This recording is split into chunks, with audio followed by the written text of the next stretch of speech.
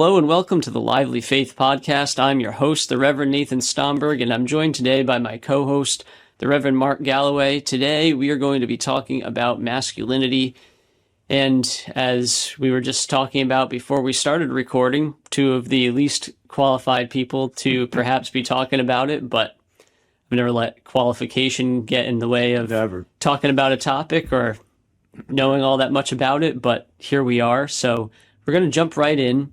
Masculinity, there's a lot to be said about it. There is definitely more than can be said in the course of a single episode, but we haven't delved into it too deeply yet, so I thought it worthwhile for us to talk about today. And before we get any further, I also want to give a shout out to our fearless producer, Josh. We've mic'd Josh up today, kind of like miking up those NFL players during the middle of a game, so we've done that to him too. Josh, say hi to the listeners for us. Hey guys, you probably see this on Sports Center a little bit later on, but yeah, I'll be just dropping in from here and there, giving opinions, and yeah, kind of like the young Jamie on Rogan. That'll be me. Exactly. So you've got Jamie on Rogan. I guess we could call you Anglican Jamie maybe, but we'll see how that goes. We'll be turning to Josh for some hot takes and some opinions on topics as we go through here. And Josh, we appreciate your help, appreciate your insights. Yeah, I think it's cool he's on it with us. Yeah, it's been we've been appreciative of your help, and I think this really came out of talking to you before and after shows and getting your insights on the different topics that we talk about, and I think it really will provide a fresh perspective for us, for our viewers and for our listeners, so you don't actually have to listen to just Mark and I talking the entire time. So masculinity, we're talking about masculinity here. Everyone agrees that collectively, Christian and non-Christian, that there is a problem with masculinity in our culture. That's probably the only thing that we can agree on because we can't agree on what the solution is. No surprise there. So what I want to start with us today is just provide kind of a blanket statement around the church's answer to masculinity and then riff on it from there and explore, I would call it a case study with a couple of different examples out of the myriad examples that we can choose from. So the church's answer to the masculinity crisis, I would propose, is that we have rejected the creator.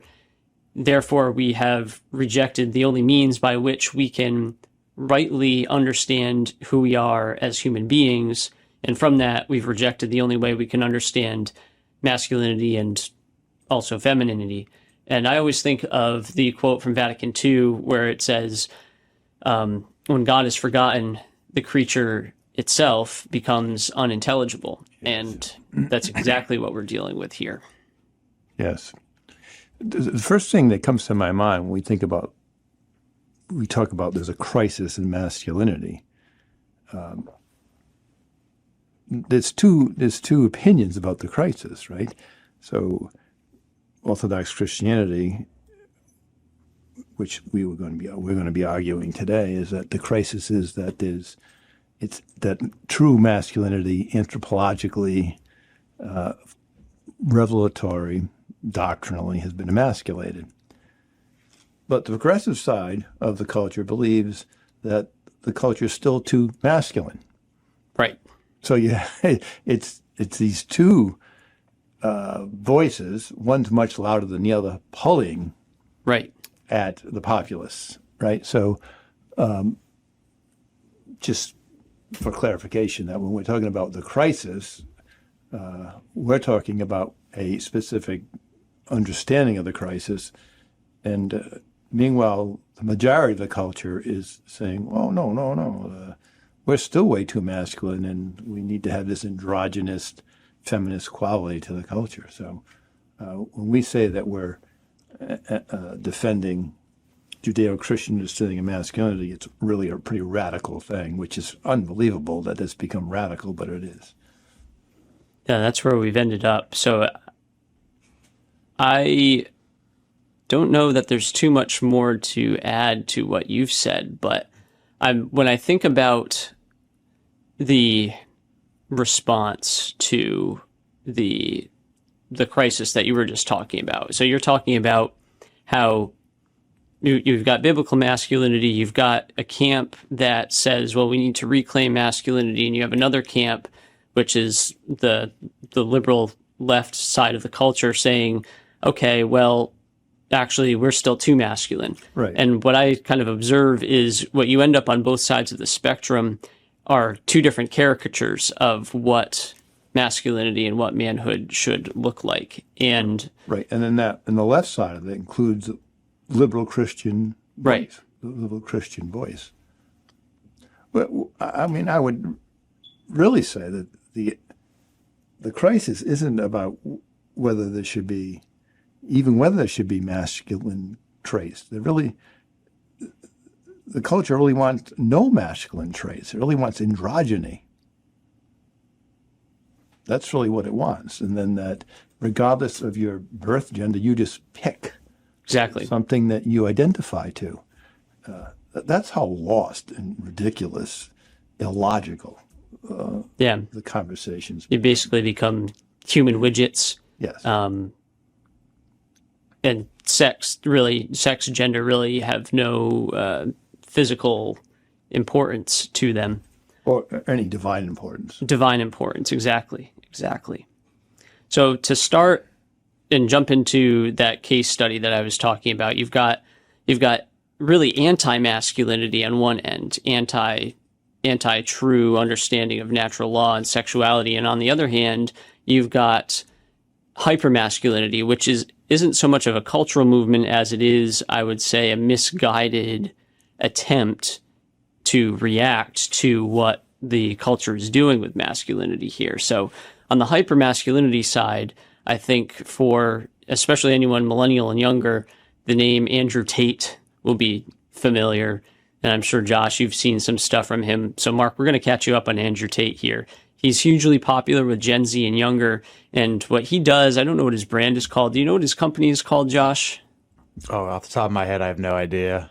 But he's got like this brand that he's built up around, I'm rich, I'm macho, I get a lot of women, I drive really expensive, really fast cars. And because of that, that makes me a man. And he pulls in a large audience because he also says really, really polemic things that grab your attention because they're reactionary to the whole, well, there's no male and female. He will come out and say, oh, well, there is such thing like men are men, women are women, and men can't be women and vice versa. So that gets people on the right who are disaffected with the whole insane discourse around transgenderism and the LGBTQ ideology.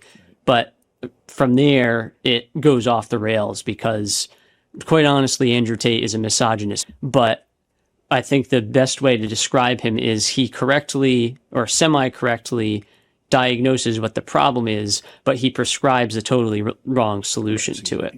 Because it fulfills all its pagan desires. So for him, masculinity is conquering women sexually. Exactly.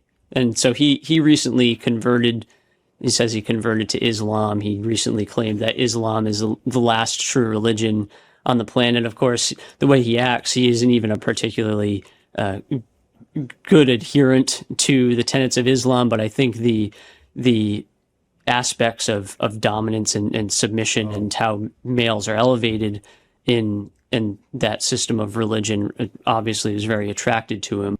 So I would call that an example of one end of the spectrum. But then it manifests itself out, I think, in different ways to lesser degrees. We were talking about within Christian circles, for example, and you've got caricatures of men's retreats, for example, and you've got this idea of men, you have to go out and you have to be macho. So Christians can fall into that same trap as well, where you have to go out and you have to be a lumberjack and throw axes and do all of these really over-the-top things. There have been popular forms of evangelical Christianity where they kind of take on that same mood of, I'm going to be controversial, I'm going to be aggressive, and I'm going to portray this overly emphasized image of how I think a man should be in order to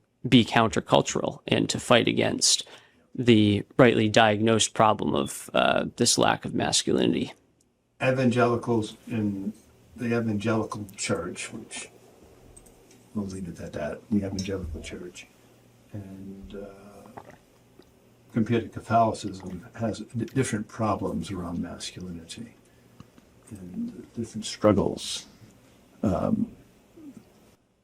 the two mix much more than either side would ever want to admit. But so the Christian church itself, or Christianity in Western culture itself, is schizophrenic, and it's trying to address the issue, even from those who, quote, are trying to uphold some kind of traditional view of it. Right. Right. Josh, anything to add to what we were talking about there? We were talking about Andrew Tate before, and Josh, what have you observed? So you've been with us for a few months on the podcast, right? And you are a couple years younger than I am, so probably your start of Gen Z, maybe late millennial end of the spectrum. What are you seeing as far as like how masculinity is being handled or not handled in daily life, in school, coming out of school? Am I asking the question clearly? Yeah, I know what you're saying. It's really interesting out there. I feel like it's kind of, you see things on one end of the spectrum or the other. Like you see the full-fledged Andrew Tate and Andrew Tate supporters, and then you see on the opposite end people who think masculinity should die and that femininity should just be like all that is really, I guess, put out into the world. Like masculine energy is very, very negative. I feel like it needs to be more balanced and more in between. I don't think it's all or nothing, like I just said. But I do feel like in this day and age, from like a male perspective, I think they really struggle with it because all you see, whether it's social media or the news, is that masculinity is really, really, really pounded into the ground. And I mean, as a young man, most people don't know how to operate in a world where masculinity isn't condoned. So what pathway do you take then? Do you just like essentially forego and forget all about your masculine side and your masculine culture and everything that came before you? Or do you go against the grain, fight it, and really just continue to get put down and not welcomed into society to be a young man? I'm not really sure how it can be fixed, but that's kind of what I'm seeing. But I do kind of feel like in the world, the pendulum always swings one way or the other. So I feel like now we'll see a swing towards femininity, but at a certain point, when that will be, I don't know. But the pendulum will swing back and everyone will say, this was really not the best thing for society. And then we'll end up too far that other way, and then we'll work more towards an equilibrium. There we go. Well, we can definitely hope. And I really like what you're saying about how masculinity is treated, because I've noticed the same thing. And Mark, feel free to share how it's maybe changed from when you were growing up, this attitude towards manhood and masculinity, because definitely from when the time Josh and I have gone through school and have been brought up, the messaging is always masculinity is toxic. We talk a lot about toxic masculinity. You don't ever talk about healthy masculinity. And so the message that gets sent, like you said, Josh, you just keep beating down masculinity into the ground. And so men you don't have positive role models to look up to. You don't have an image to try to shape yourself into. You really have no idea what it means to be a man. So what do you do exactly? And so you turn to things like pornography, you turn to figures like Andrew Tate, or you reject it altogether and you say, well, actually, gender is a social construct, and maybe it makes more sense for me to embrace my feminine side completely. Yes, to all that you were saying about your own experiences, your maturation from being little boys to men perfectly coincides from the time I was ordained till now. So from the time I was in my late 20s to 60 is the time you guys have grown up. So I've lived my adult life and my priesthood through this whole disintegration of the male role in culture, in the church, in the family, in society, in politique, all of it. And it is a different world that I came of age in. You, not because you guys aren't intellectually capable of it, but you simply would not recognize or really can't even understand the world that I grew up in and shaped my understanding of maleness, masculinity, the appropriate way I'm supposed to interact with women, the role that men and women play gender-wise in the family, in the church, in culture, in Western civilization. So when I was a boy, Title IX came out when I was 10 years old. That opened equally all sports and other avenues to both males and females. And I'm not arguing that that wasn't a good thing. But its effect has not been good because the role of positive law from a jurisprudence perspective isn't something that has authority inside the church or inside God's revealed Christian anthropology. That's not how the average citizen interprets that. It's just like all the other many moral issues we've talked about, abortion, sexuality, same-sex marriage. The overwhelming majority, certainly of your generations, and certainly even mine and people who sit in the pews that I pastored in, thousands and thousands of people, for them, if something's legal, it's moral. And it's simply illogically, but it's not true. Right. Right? And you could just give endless examples that that's not the case, right? So legalizing drugs is not moral, right? It's devastating. And we've done podcasts on the effect of all of these things. And so the same things happened with this full extension of what Title IX means. And Title IX didn't mean that there's not a distinction between boys and girls. It meant that simply girls should have the same access to availability of active sports and other things that boys have. And that's perfectly appropriate. It's morally right. I would say it's, from a Christian perspective, it's correct, right? But what it's led to is the idea that there's no distinction between boys and girls, right? That's where we're at now. And of course, that's just the furthest thing from the original purpose of Title IX. And so you two grew up, and now you have experienced in adulthood just this endless worms that come out of the can that keep moving in this direction that males aren't even necessary in the mind's eye of an entire generation, whatever they're called right now, that you can choose what gender you want to be. And if you are a biological female, you don't even need men to have babies. Right. They're simply not necessary in your life. And there's a huge percentage of females who live their lives that way. And come to think of it, the scientific community is working and very close to developing artificial wombs. So you won't even need... Excellent. You won't even need a female either.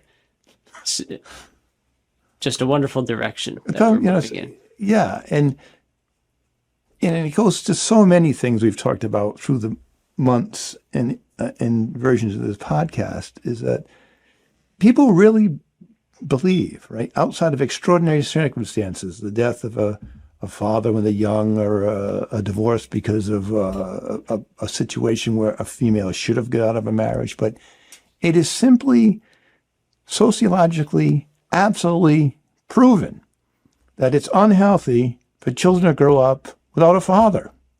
You're much more likely to have all kinds of problems, psychological, physical, physiologically, educationally, socioeconomically, all of these things. You're less likely to be able to function in relationships with your own gender, with the opposite gender.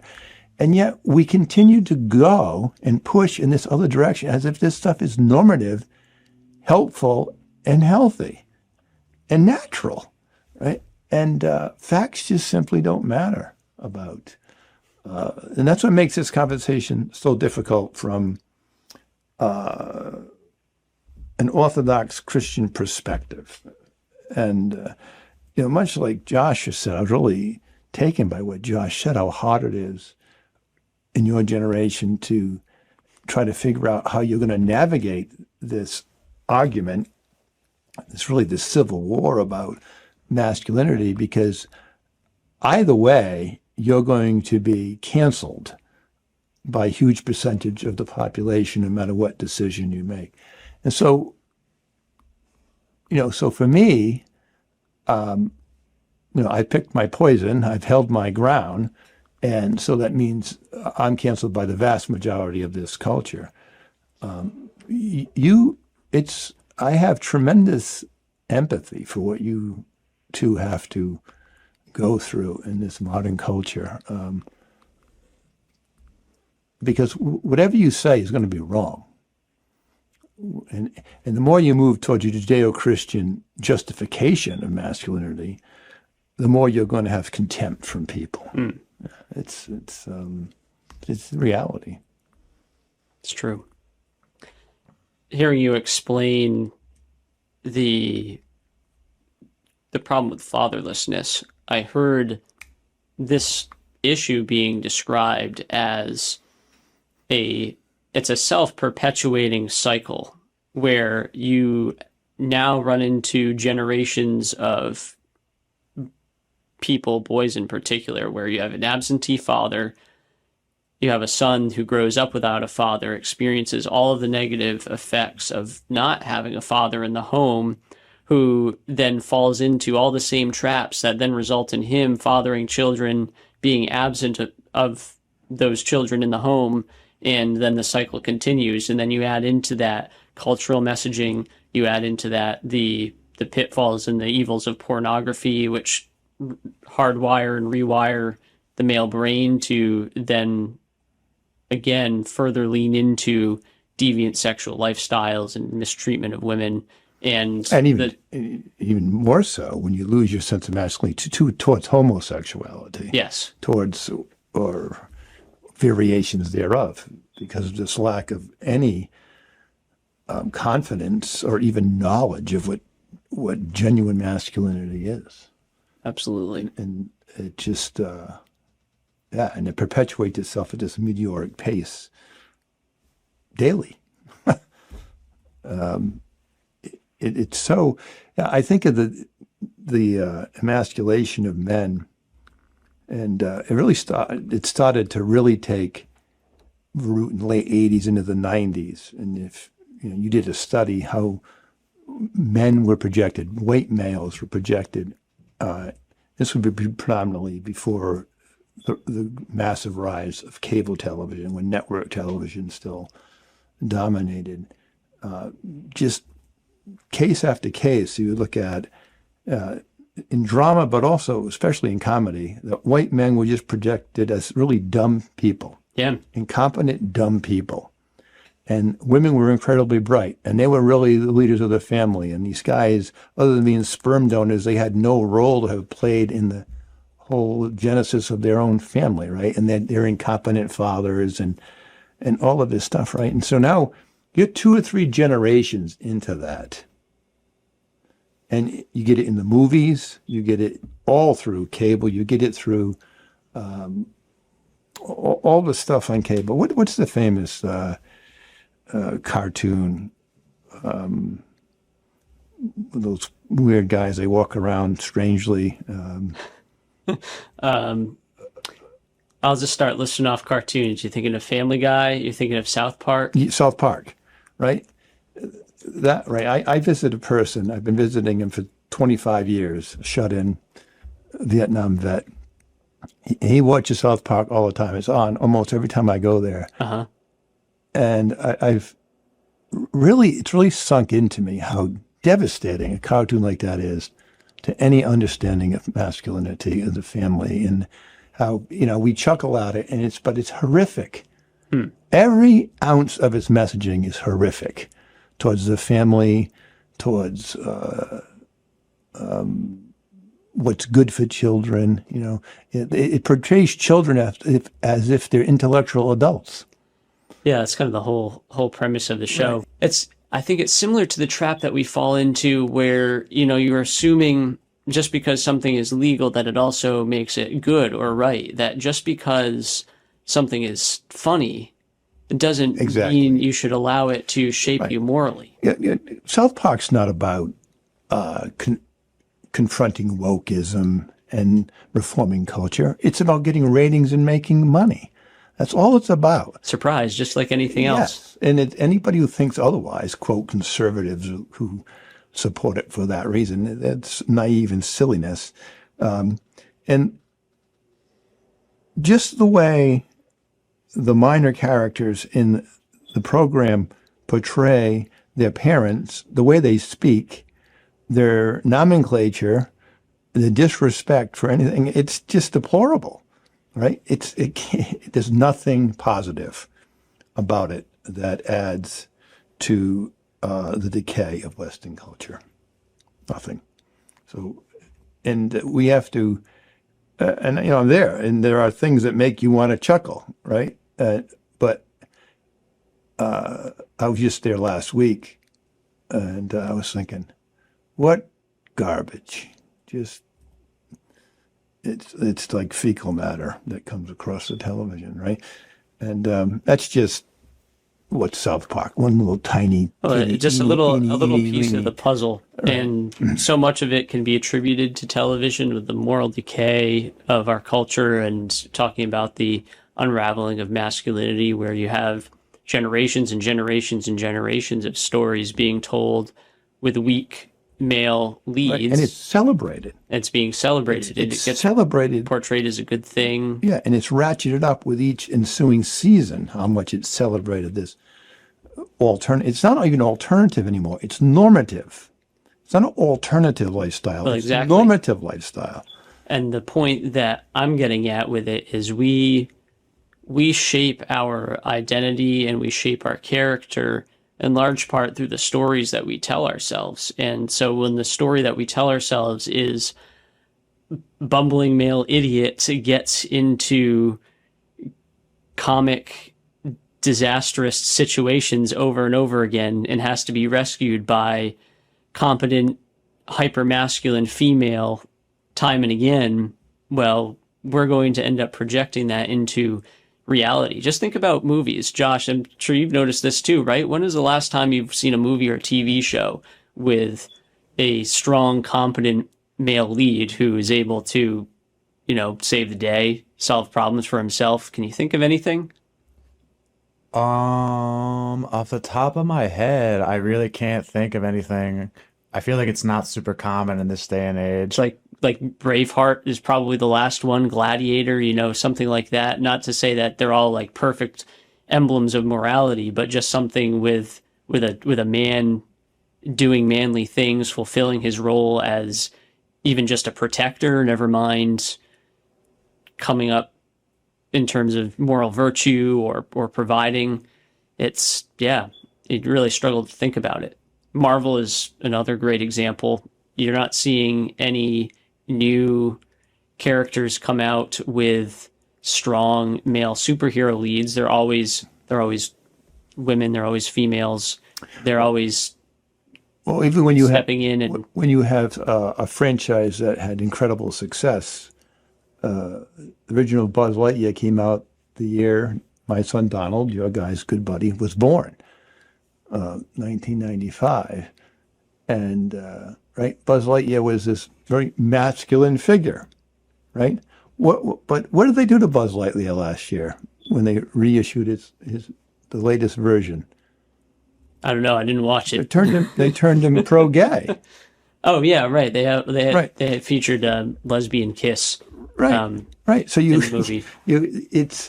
You can't even get it in the cartoon anymore, right? You can't even. And to me, these executives are so dumb, right? You can't tell me. In fact, we know those things have failed economically compared to the original franchise. Why would you mess with the original franchise, right? Because the political and the social pressure from Hollywood and all the beautiful people is so great that they'll even do that.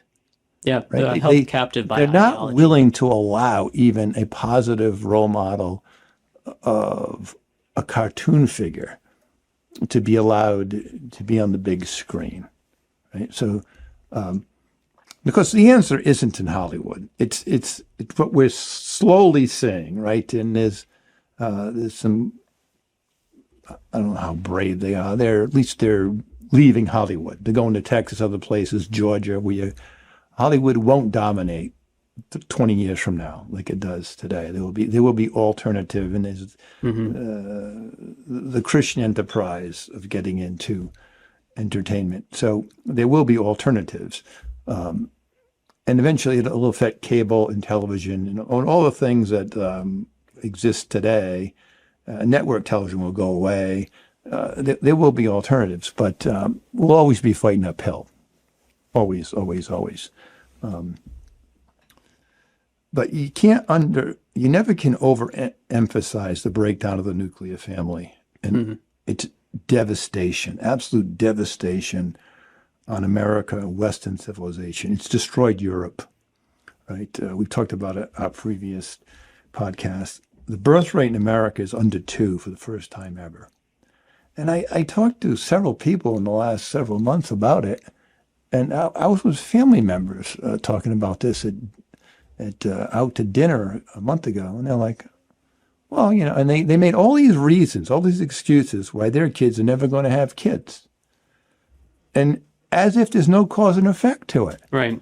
And I said, so we'll be really old. But I said, who do your kids think's going to pay taxes?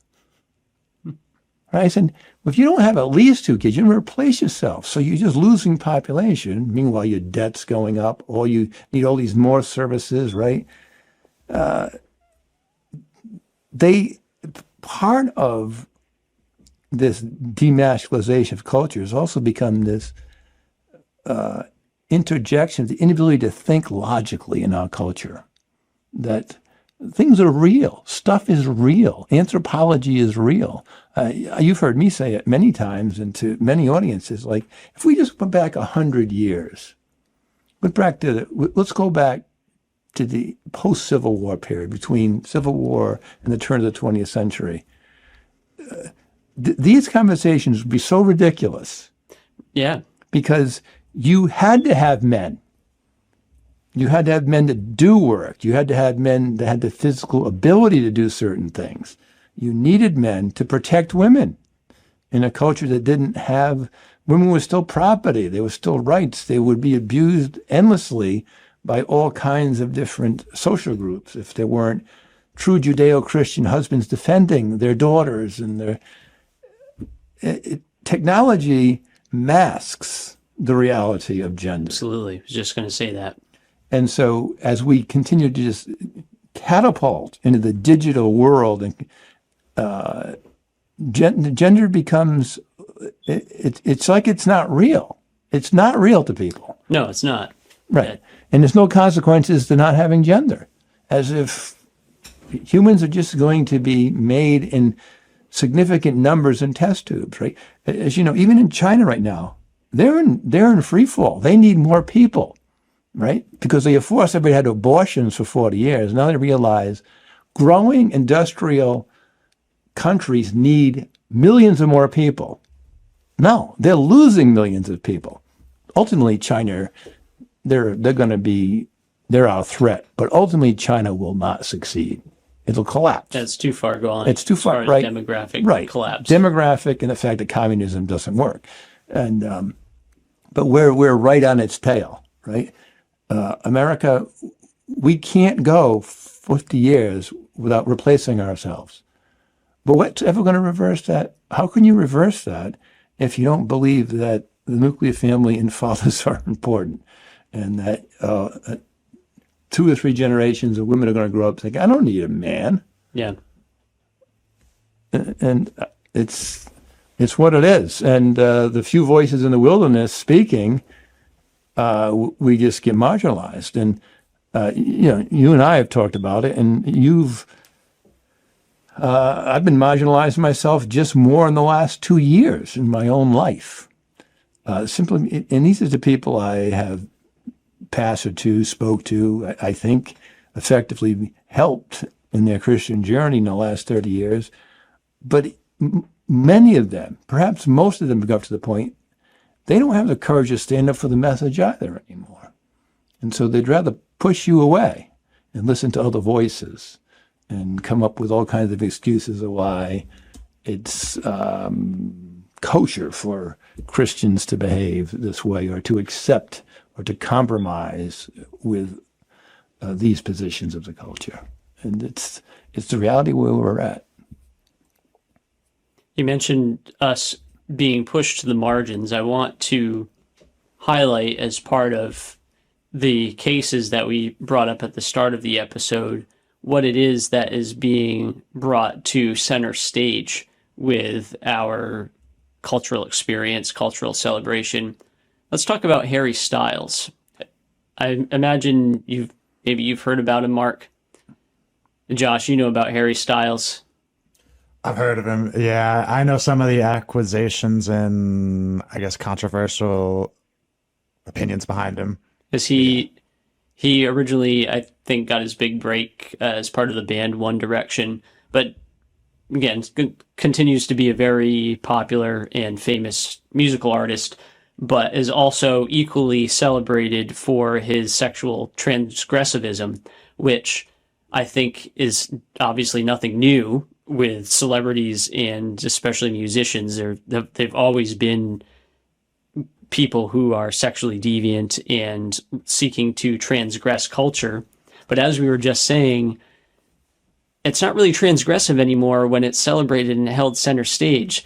So it's not countercultural. It's not countercultural anymore. Right. He's just cultural. And so now you have Vogue magazine putting him on the front of their cover wearing a dress. Yeah. Exactly. So that was the big controversy. And which, I guess, thank God there was still controversy about it, right? Which goes to show that there's still maybe some sense out there from people like us shouting from the corners of the internet. But I went into that article and pulled a few quotes, which I think really accurately sum up this whole attitude toward anti-masculinity here. He was quoted as saying, "I find myself looking at women's clothes, thinking they're amazing," says Styles. And then some people weighing in and providing a perspective on who he is and his sense of fashion. "To me, he's very modern," says Wilde of Styles. "And I hope that his brand of confidence as a male that Harry has, truly devoid of any traces of toxic masculinity." So let's pause right there, right? We have the voices of prevailing culture are trying to tell young men that in order to be confident as a man, you actually need to look and dress like a woman. That toxic masculinity, to reject toxic masculinity means you reject male clothing, you reject all of the strictures and all of the images that would classically define you just as being a male, never mind being a tough male or any other sort of modifier, just a male in general. And so the quote goes on, "It is indicative of his generation and therefore the future of the world." So they're already speaking as to what they would like to see the world become.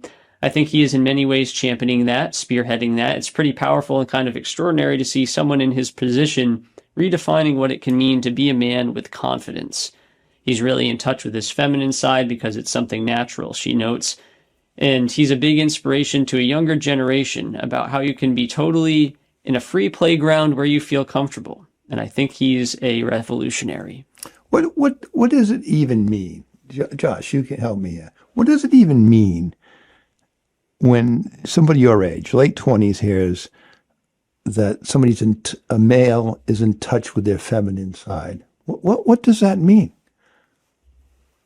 I don't really have any idea, to be honest. In touch with your feminine side. I think that can be sliced in so many different ways. Like for me, I want to say if you're in touch with your feminine side, you just understand women and kind of how they think and go about things. I don't know exactly how else I would interpret that, but if I said I'm in touch with my feminine side, like I just said, it would mean I can communicate, talk to women in a respectful manner. It doesn't mean I'm going to go out and wear dresses. I think there is a confusion with this discourse between understanding the feminine charism and embodiment of femininity. So when someone on television says that men need to be in touch with their feminine side, what they are saying is you need to embody the female charism, traits that should be embodied by women, and that is demonstrated through acting like a woman, acting especially as a caricature of a woman, either in how you talk or how you act, or trying to be demure when you should be confident, all of these things which any reasonable woman would say doesn't even accurately describe them. So it becomes embodying a caricature of, and I would say a degrading caricature of what women should look like, versus, to again steal that language from a Christian perspective, from the perspective of the church, there is beauty and goodness and truth in true femininity as understood with the context of being part of God's creation. We venerate the Blessed Virgin Mary, for example. We look to her as an example of femininity, the mother of the church. Par excellence. And as men, we have an abundance to learn from her in order to understand how we are to act as men and treat and respect women. And then also the church reflects that as well. We've talked in previous episodes about how the East-West divide in the Christian church between Orthodox and Catholic also embody different traits that either resemble masculinity or femininity, where there's almost a womb-like nature, even in the architecture of the Orthodox Church, versus a very vertical, structured, and masculine nature to how the liturgy in the Western Church is carried out. So I don't want to throw the baby out with the bathwater and say, well, there are no traits of femininity that men should not seek to either emulate where appropriate, or to at least respect and understand. But to be in touch with your feminine side does not mean go put on a dress and try to act like a woman. If you're a boy, you have a Y chromosome. Yeah. Right? So you're not a girl. You don't think like a girl. You don't react to stimulation or to nature or to all kinds of cultural things as a female does, because you're not a female, right? A boy, a young man, learns about what true femininity is from their mother and from other females in the family lineage of the nuclear family. Mm-hmm. That's how you learn to respect females. So it's not about being in touch with your feminine side. It's about learning to respect what femininity is and then respond to it in an appropriate manner that you're called to by natural law as a male, right? It's so backwards in our culture that so instead we have these ridiculous terms thrown out there, that I'm getting in touch with my feminine side. What does that mean? You can touch your breasts, right? You're not a female. It's almost like there's probably a word for it, because I'm sure it's an ancient heresy or philosophy that comes up time and again, but like people are taught to think as if there's a dualism within them, that there's a maleness inside them and a femaleness inside them, and they're both struggling within, and that you just need to turn to, like, that femininity was inside you all along, and you just need to get in touch with it and embrace it, and somehow the answers will come to you and it will all make sense without any sort of frame of reference from within the family where you would naturally be taught such things. So if you're in the third generation of emasculated boys growing up, how is it you're supposed to have any realistic understanding of what a little girl is, or what true femininity is, or how femininity, what's the maturation process of femininity from being a little girl to going through adolescence, becoming a woman? When you think you can go in the girl's bathroom and take out a tampon when you're 16 years old in high school.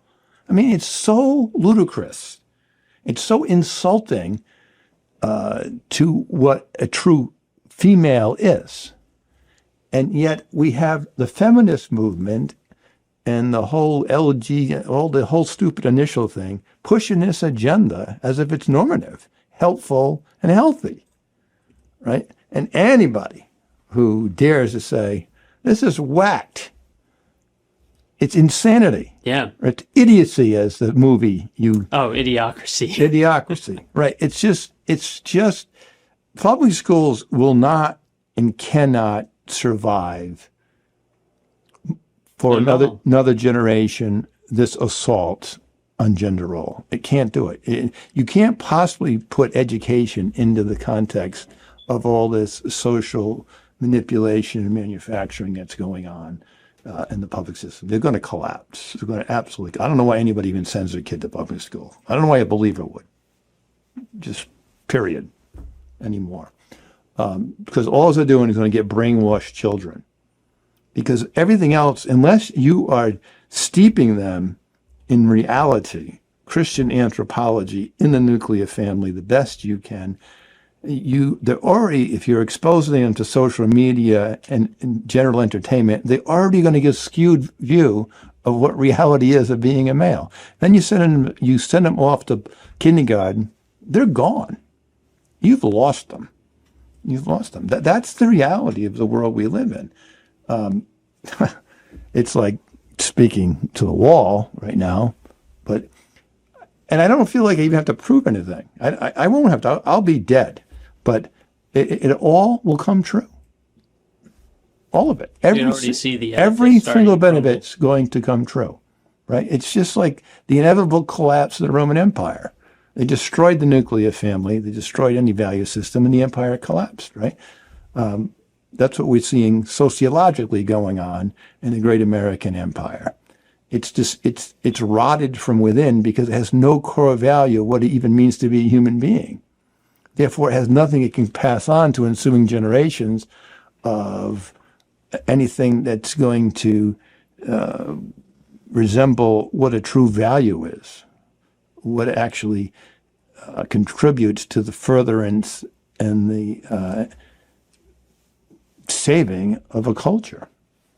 And it's just, there's so few voices coming out. I mean, the people that are considered brave in politics and in social media and certainly in entertainment is laughable to me, that these people are brave. I mean, being brave is saying like some little tiny thing. Maybe you tweeted one thing and didn't retweet once. So brave. Yeah. Oh, so brave. Stunning brave. No, these aren't martyrs and confessors of the Christian faith, right? It's to me, it's comical, It's comical, And and the other thing about being toxic, what exactly defines, when do you cross a line into toxicity? What is it that makes you toxic, Josh? We can define that. How can you decide, what is it? When is what, from your peer groups, what would be acceptable masculinity, and how far do you have to travel to get into to being toxic? What is it? You wear jeans? You think you're actually supposed to go to work? You're supposed to actually marry the woman you have sex with? What's the toxic line? I don't think there's a really line drawn in the sand. I feel like that's part of the problem, because if you draw a line where masculinity starts, in society, if you take one step over that line, it almost seems like that's too much. I mean, the way I try to think of it is, am I doing anything like morally or ethically wrong? Like if I see some young female and I go up and talk to her and say hi and I'm respectful and I kind of say, hey, would you want to go get coffee or something? And she says, no, I have a boyfriend, and I walk away. Did I do anything wrong in that situation? Like, I didn't try to, I mean, we can use our imagination here, but I didn't try to do anything wrong, at least that I feel. Right. Like I saw someone I was genuinely interested in, and I just went up and had a conversation. And maybe it works out, maybe it doesn't, but I don't think even that, like, I think is too much masculinity in this day and age. But also in saying that, I feel like if you asked a lot of females and you asked them, where would you want to meet your husband? Where would you want to meet your spouse? They probably wouldn't tell you online. Like if you surveyed 100 women, I'm sure 98 plus of them would say, oh, I'd like to meet my husband at the gym. I'd like to meet my husband at location X. And obviously, kind of those 2 points interject, because you can't have masculinity be so unaccepted that males feel they can't approach these women. But on the other end, that's kind of how it is. And some women want to be approached, but guys are just too afraid to approach. Oh, so it's kind of like this constant back and forth, who's right, who's wrong. And it's basically just a staring contest, and no one blinks. Right. So you have just 2 generations of inept men. Well, that's what you end up with, because you no longer define what masculinity is, what it means to be a man.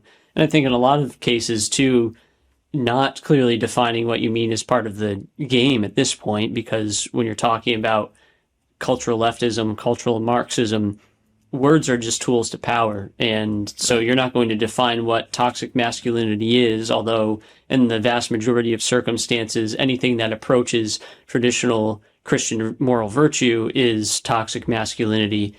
But and then at the same time, toxic masculinity, like so many other things, it's semantically overloaded. So you have plenty of well-intending people who will say, well, of course, toxic masculinity is bad. Who's going to say that toxic masculinity is good? It's the same thing as like, oh, well, of course, women's reproductive health care is good. Who's going to say that health care is bad? And when Christians, I think, carelessly take up the same terminology, you already cede the ground. You already lose the fight, because you're using a semantically overloaded term, and you're now fighting in someone else's court. You're fighting on someone else's terms instead of using. You have no more ammunition. That's the same deal with gender identity. When Christians start arguing over what someone's gender identity is, instead of rejecting the fact that you don't have a gender identity. You have your sex that was assigned to you by the Creator. And if you start fighting over these other terms that have been co-opted by cultural authorities that are semantically overloaded, you're going to lose that battle every time. You're going to get pulled to the left every single time. I think a cross-generational personage that would relate at least is knowledgeable to both your generation and mine. Dennis Rodman. Right? Here's a guy, right, who was all tatted up and all the stuff from the 90s that would make him look thuggish and tough and everything else. But meanwhile, he's wearing wedding dresses and lipstick and traveling around and on the cover of every major magazine and thinks he's like one of the great socio-political intellectuals of the modern world, and goes and visits Rocket Boy in North Korea and all this stuff, like he actually is going to make contributions to the world, right? How in the world does a 15-year-old interpret a Dennis Rodman? What could he possibly tell you that's healthy about being a male? And do 15-year-olds even pay attention to Dennis Rodman anymore? I just put him in context. Put him in any generational context. What? My gosh, right? He's supposed to be a sports hero. He's a Hall of Famer, right? He's all of these things. He's a rapper. He's avant-garde, right? Yeah. Right. He's wealthy. He's useless. He's useless to the welfare of a young man. Yeah. And but that he's everywhere. He's been everywhere for 40. He's an old man. He's older than me, right? He's an old man now, but he'll be on every talk show until he's dead, right? And so the other thing that strikes me, I would find interesting to talk to you guys is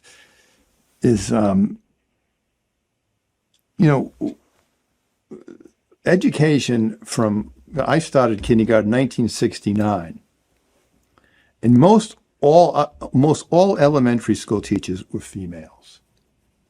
So from first to the fourth grade, there was one male teacher, and we all grew up in the same school district. There was one male teacher who taught below fourth grade and below, and then there would be more male teachers, fifth grade, sixth grade, and high school, and so forth, right?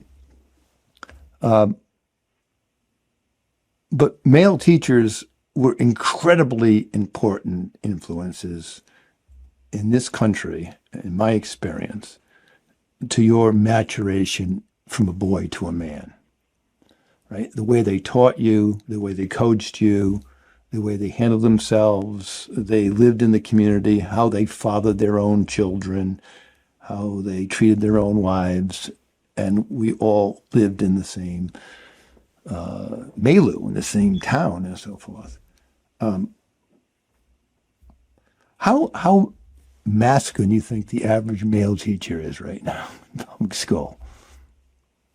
Not if you go off of what you see on the internet, not very. How about your own experiences? I don't know. I think we were maybe kind of an outlier. I think. Yeah, I'm kind of in the same boat. I feel like we are kind of outliers. I feel like if we could go back to that position, but in this day and age, it'd be more along the lines of what you were saying, Mark. But when we were in school, I kind of agree with what you said, Nate. If they weren't, I mean, they weren't perfect teachers. They weren't like you were saying, they weren't perfect. They weren't all perfect images of like Christian virtue, like leading a family, right. But they weren't, they weren't trying to indoctrinate you in sexual or gender ideology. Like they stuck to the material. They tried to instill character in you. Well, you didn't even have that type of curriculum being shoved down your throat. No, exactly. Yeah. So there's really, nothing. I mean, can you write home about? Now approaching 30, can you guys imagine being in this first grade and getting books? Oh gosh, no. About, introducing you about, perhaps Josh, you're not a boy, maybe you're a girl, right? And you're in the first grade, right? And the stuff's mandated to be taught to you by your local school committee or by the state.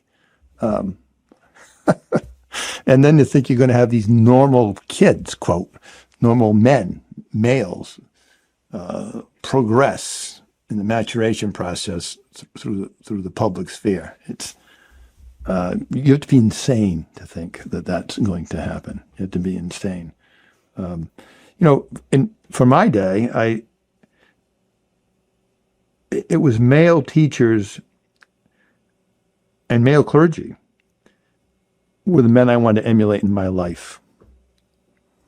And I suspect to say that there's a dearth of that would be an understatement. I would come to think of it from our perspective, not that there was anything wrong with the male teachers that we had, but there were very few. There were probably, especially in high school, probably fewer male teachers than maybe you had. Because I can think of 3, 4.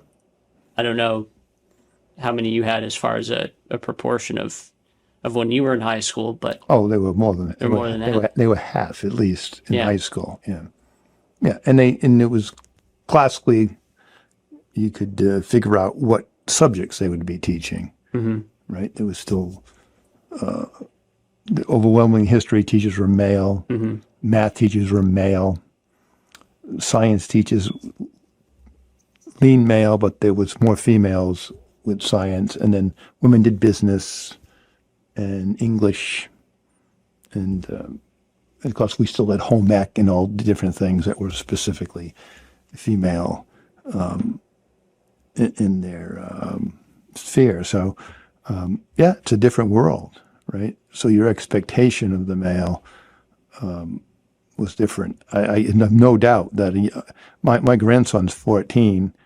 He texts me.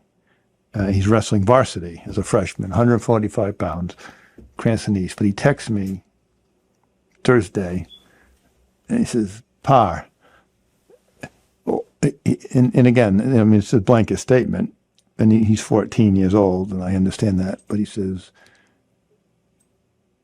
"Kids in this school are idiots," and he literally means it by what they have to actually do to pass. Yeah. He was at our house. He's often at our house. And last year, he missed 60 days of school from COVID. 60. 60, right? He had sniffles, wasn't allowed to go to school, this and that. And then he spent most of the time with us because his parents are working. And literally, so I would ask him, I'm like, "Hey, Joe, how long did it take you to get, you missed 2 weeks. How long did it take to catch up?" 2 hours. Really? So you missed 60 days school. What do you think his grades were? B's? A's. Wow. Straight A's. Right? And he says, and this is a pretty honest 14-year-old. And he said last week, I said, "Oh, you're high honest." I go, "What do you do at school?" Nothing. Nothing's expected of me. I don't do anything. It's unbelievable. Yeah. Right? Now you, as a young man, as valedictorian, you still had to work really hard. I'd like to think so. To get right. And I suspect still the elite of the elite kids still have a competitive pool that they bang it out together, right? But the average kid, to be a good student, doesn't have to know anything or learn anything, right? But you have to play the game. You have to play the sociological game about there are certain mores you simply cannot cross. And that's really what you're there to learn. Yes. It's exactly what he's there to learn. And he's figured it out at 14 years old. Yeah. Right? And it bothers him. And he doesn't know where to put it, how to express it. It's a horrible way to grow up. Yeah. Terrific. And it all goes back to this whole thing that your topic is today. And so you have to defuse, you have to undo. Well, I have to attempt to do it the best you can when you have precious little time with him or anybody else in that age bracket, saying, that's not healthy. It's not even reality. None of that will benefit you trying to be a male in an adult in a world where, you eventually have to get a job. This is what people expect you to get a job. Do what I tell you. I pay you to do what I tell you. I don't care about your opinion. Or your feelings. I don't care about your feelings. I don't care if you think you want to wear a dress here or whatever. And tell that to Josh all the time. Don't bring your dress Exactly. to the recording session. I don't care how you feel. There are certain, and this is what progressives hate. There are certain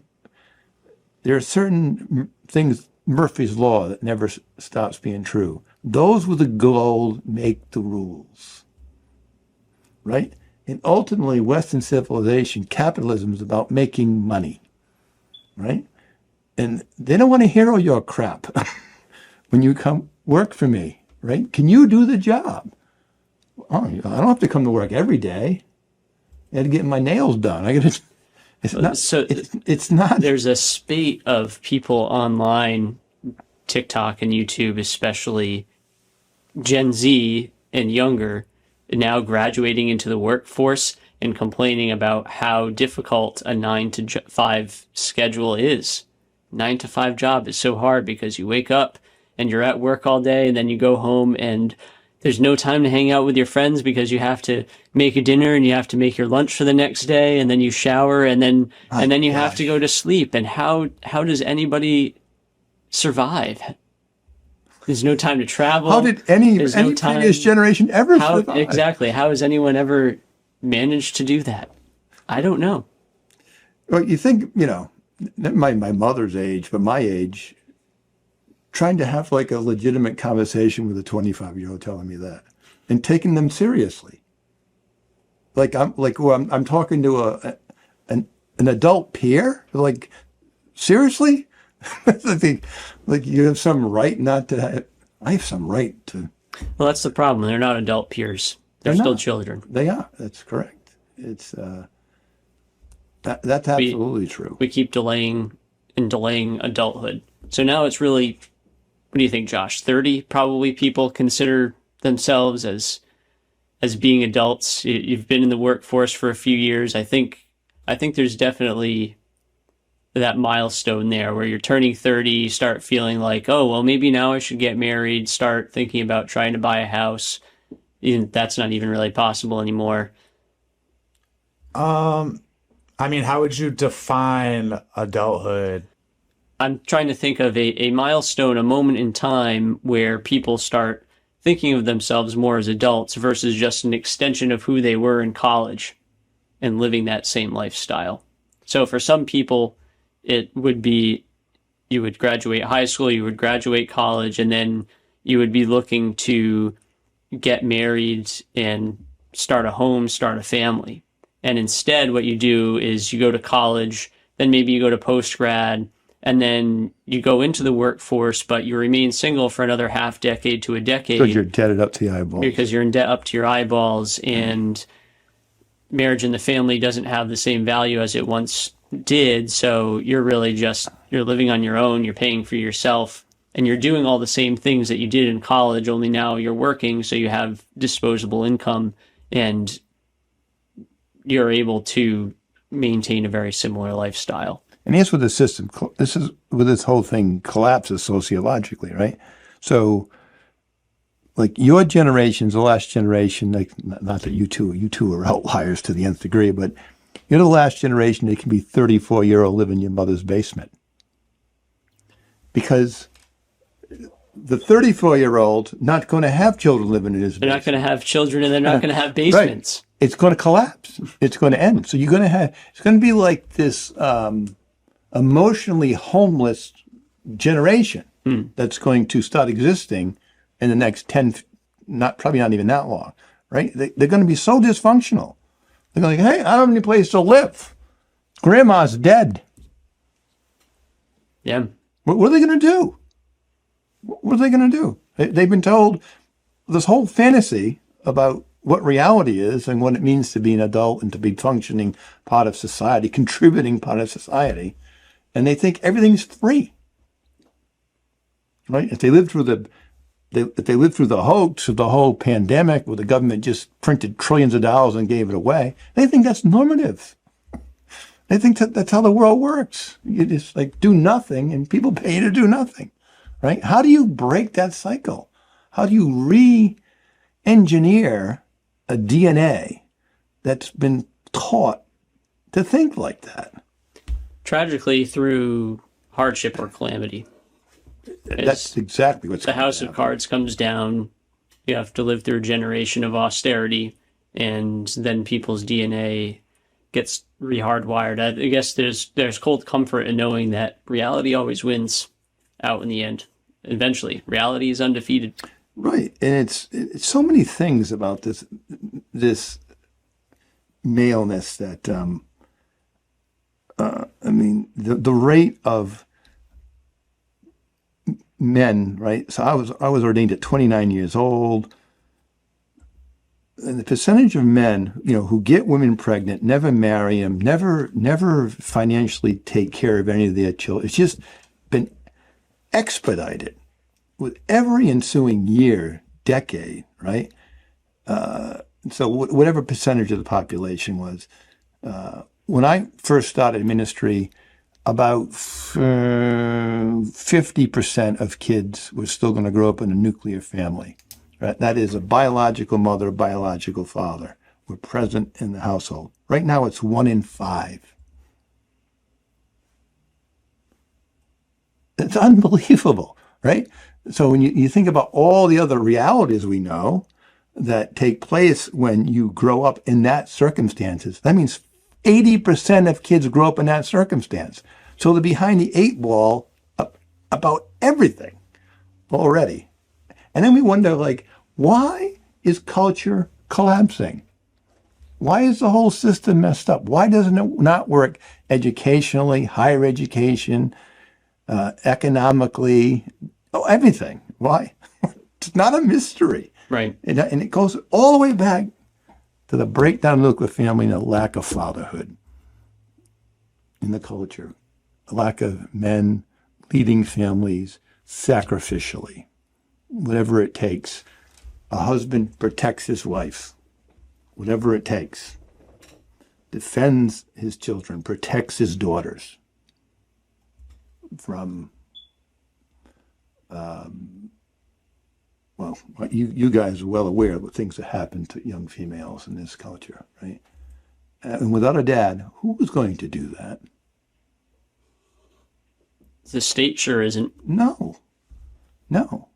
And femininity has failed, right? The feminist movement's failed. It's destroyed young women. It's destroyed them.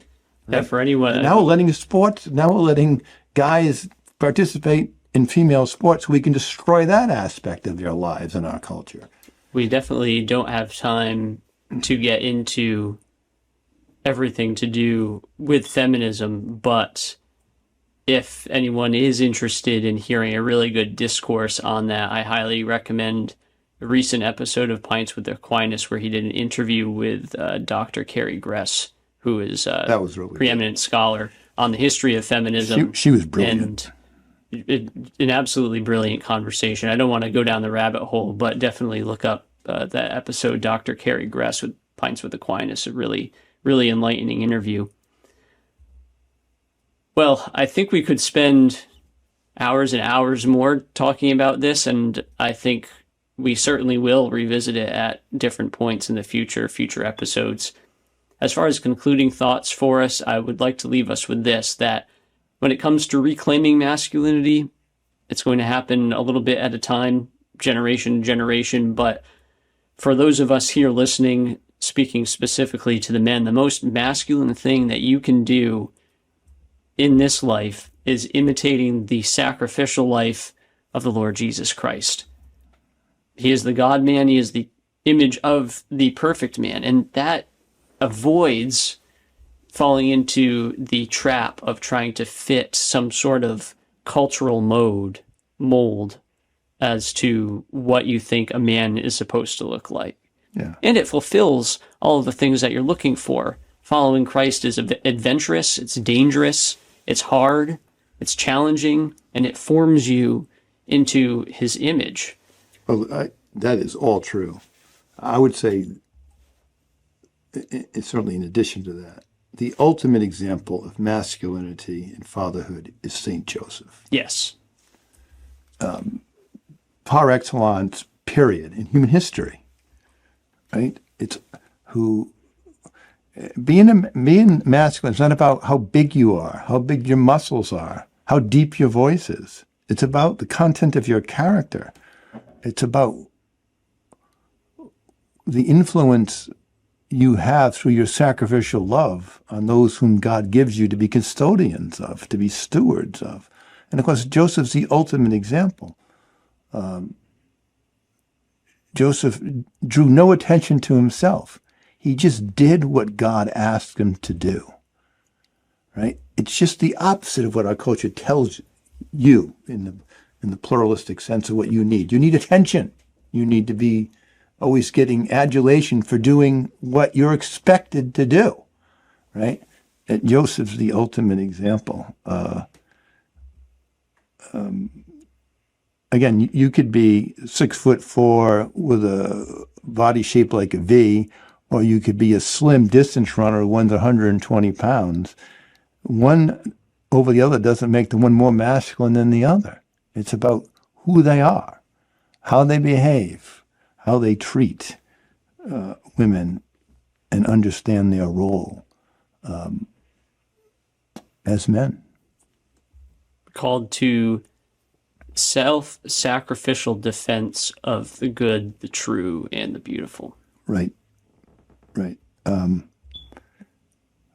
God save us. And Lord have mercy. When culture breaks down and the progressive left, especially the feminist progressive left and the sexual deviancy, you'll be begging for real men. Begging for real men to come out of anywhere you can find them. But there won't be any. They'll be rare. They'll be like panning for gold in the California River in 1849. That's how rare it's going to be to find real men. Semper Fi. That's the Marine Corps' great slogan. Always faithful. There just isn't very many. And we need to pray for them. And we need to be part of the culture, the church's culture, that raises them up. There is no other solution to it. And that's going to take generations. The way that you start raising them up is to dedicate your life to being a man yourself at first. And that's where it all begins. Greater love knows no one than this, that one would lay down his life for his friends. Right? You don't need notoriety in life, right? Most great men are anonymous. The overwhelming majority of great men in this world have been anonymous. They went to their graves anonymous. But they're not anonymous to God, who's the perfect, just judge of character in reality. We've sold our soul for temporary glitz as men, as opposed to eternal things where the rewards are great and the crown of righteousness never fades away. Absolutely. Well, thank you so much for joining me for this conversation. Josh, thank you for participating. We look forward to your insights again in the future. Thank you all for watching and listening today. We appreciate your support as always. If you made it this far, please like and subscribe. Leave a 5-star review. We can't do it all without your help and, of course, without God's mercy and his blessings. We look forward to seeing you next time in the Lively Faith Podcast. God bless.